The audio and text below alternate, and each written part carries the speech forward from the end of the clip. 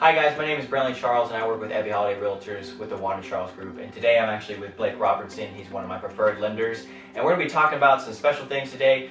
A 15-year mortgage versus a 30-year mortgage. Blake has some points that he really wants to bring up to you guys, especially investors, first-time home buyers, or people who are just getting back into the market. This is going to be a very important video for you guys, and I really recommend just watching.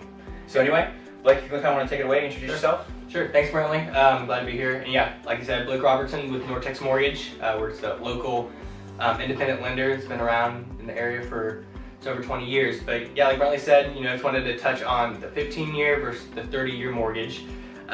Just going into the pros and cons of all that. Yeah, so we're going to start really with the 15-year pros first. Okay. So Blake, what are some of the pros of a 15-year mortgage? Sure, so we'll start with the obvious. 15-year mortgages, it takes less time to pay them off compared to 30-year mortgages. Easy.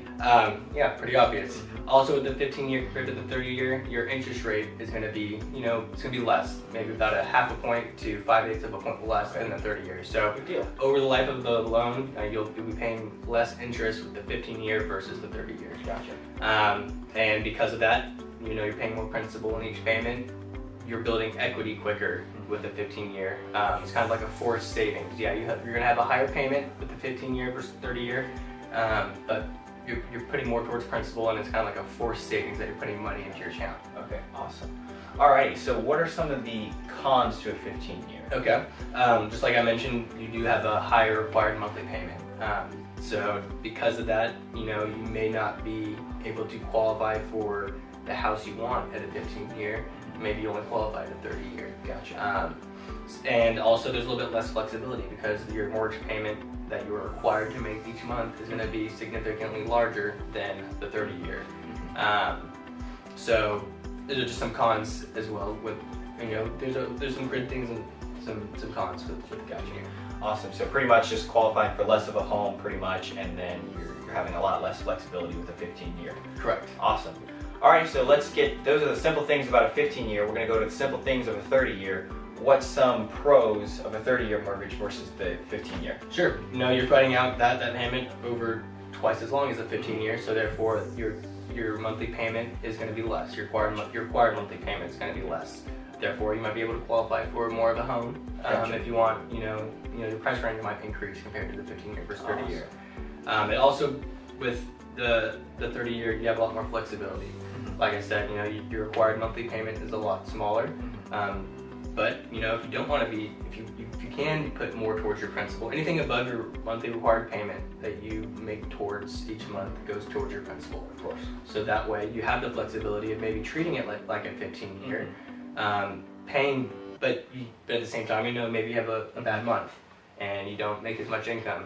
You're not forced to make that higher payment. You can scale it back, and this allows for flexibility and some creativity that you might not have on the 15. So that's actually a really good point there. So with the 30-year, you can actually make a little bit more, or you can put more money towards the principal. So you can, let's say if your payment's $2,000 a month and you're going to pay $2,200 a month just because you can that month, you can treat it kind of like a 15-year mortgage. Sure, and you pay it down quicker. That way as well. You pay less interest as if you were just to pay the minimum over 30 years. Awesome. But you don't have to, so that's a big thing, because if we have our ups and downs, in business and income and life, and you aren't forced to make that higher payment as you would with a 15-year. Awesome. That's a very, very good topic.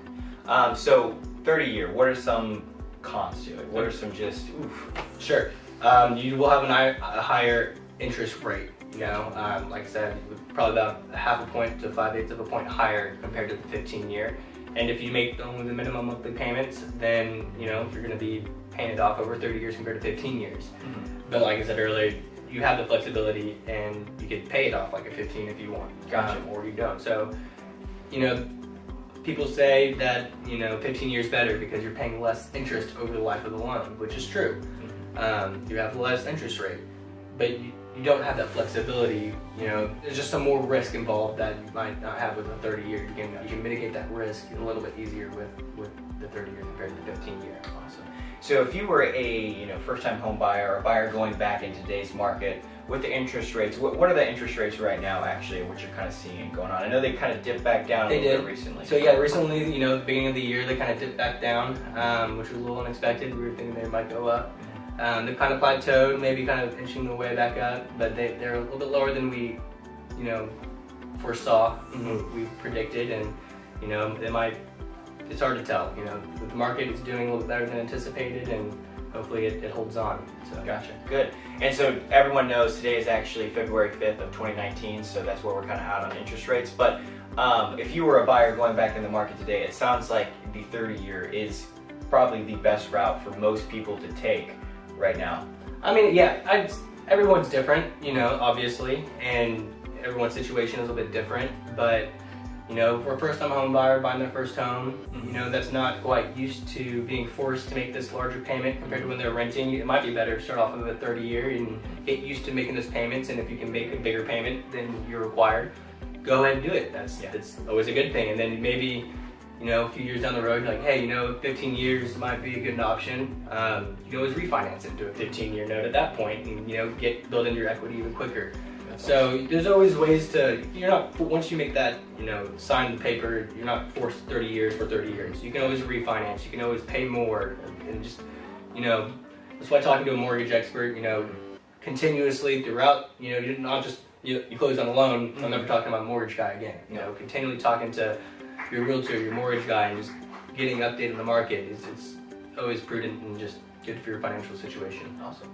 Well, good to know. Is there any other key points you want to throw in the video at all? I